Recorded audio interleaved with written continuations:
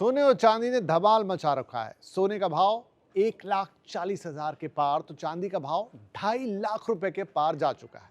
इस वक्त सोना और चांदी निवेशकों की आंख का तारा बन चुके हैं।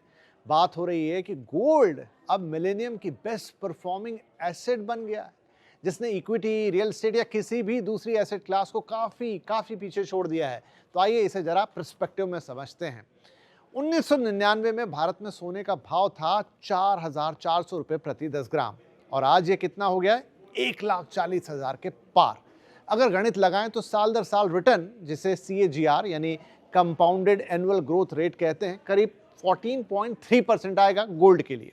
और आसान भाषा में समझे तो भाव 30 गुना बढ़ चुका है। उसी तरह चांदी को देख लीजिए।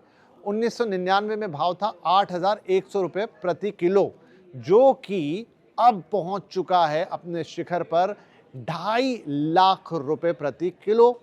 तो इस हिसाब से रिटर्न निकालेंगे तो कैलकुलेटर बताएगा 14.1% का CAGR रिटर्न, सोने से थोड़ा ही कम। यानी ये भी 25 साल में करीब 30 गुना तक बढ़ गया है। चांदी भी।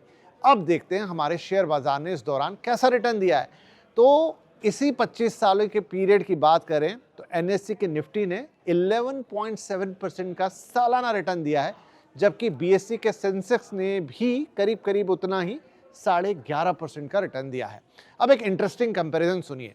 अगर सेंसेक्स को चांदी के बराबर रिटर्न देना हो आज की तारीख में, कितना है चांदी का? 14.1%। तो उसे अपना जो इंडेक्स है वो ले जाना पड़ेगा 1.5 लाख के ऊपर। 1.6 लाख का लेवल क्रॉस करना होगा, यानी मौजूदा जो स्तर है 85,000 का, उससे करीब 2 गुना। इसी तरह निफ्टी को भी इतने ही रिटर्न के लिए करीब 48,000 का स्तर क्रॉस करना पड़ेगा, यानी आज के 26,000 से ऑलमोस्ट डबल आप कह सकते हैं। अब एक और छोटा सा ट्विस्ट लाते हैं। आप कहेंगे कि विपिन भाई, आप तो रियल एस्टेट की बातें बताते हो, तो ज़रा उसका भी रिटर्न बताओ। तो लीजिए, वो भी सुन लीजिए।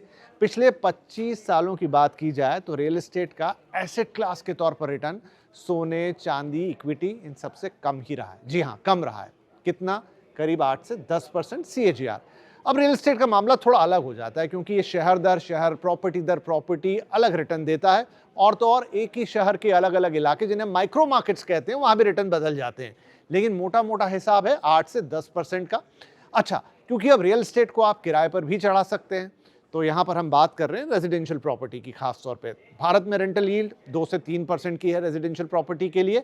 इसे भी मिला दीजिए तो अब गणित कहता है कि 9 से 11% का CAGR रिटर्न रियल एस्टेट ने पिछले 25 सालों में दिया है। बुरा तो नहीं है, बिल्कुल भी नहीं है, लेकिन सोने, चांदी और इक्विटी से कंपेयर करेंगे तो आपको कम ही लगेगा। चलिए और सरल तरीके से आपको बताते हैं, एक उदाहरण के जरिए समझते हैं। देश का सबसे महंगा प्रॉपर्टी मार्केट मुंबई, वहाँ का वेस्टर्न सबब बोरीवली।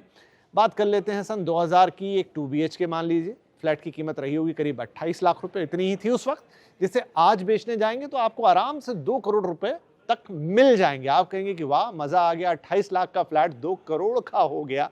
लेकिन अगर आप इसका सालाना रिटर्न कैलकुलेट करेंगे तो वो आएगा सिर्फ 8%। आसान भाषा में 25 साल में पैसा 7 गुना हो गया, लेकिन सोने और चांदी कितने हो गए थे? 30 गुना।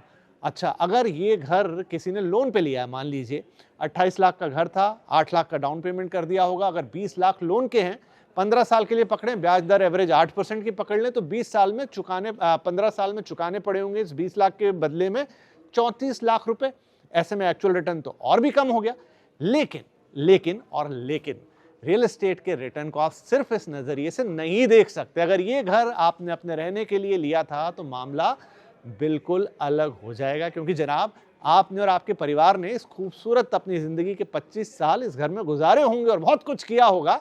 इसलिए हम इसकी कीमत नहीं लगा सकते, क्योंकि यहाँ पर जब हम निवेश करते हैं ना रियल एस्टेट में, तो हमारे इमोशंस का भी निवेश होता है और वो प्राइसलेस होते हैं। लेकिन हाँ, अगर सिर्फ निवेश के लिए घर लिया होता तो रिटर्न का गणित मैंने आपको समझा दिया है, 8% के आसपास आता। अब ये आप डिसाइड करें कि आज की तारीख में सोना, चांदी, इक्विटी और रियल एस्टेट में से आपको कौन सी एसेट क्लास अच्छी लग रही है। कमेंट में हमें ज़रूर बताइएगा।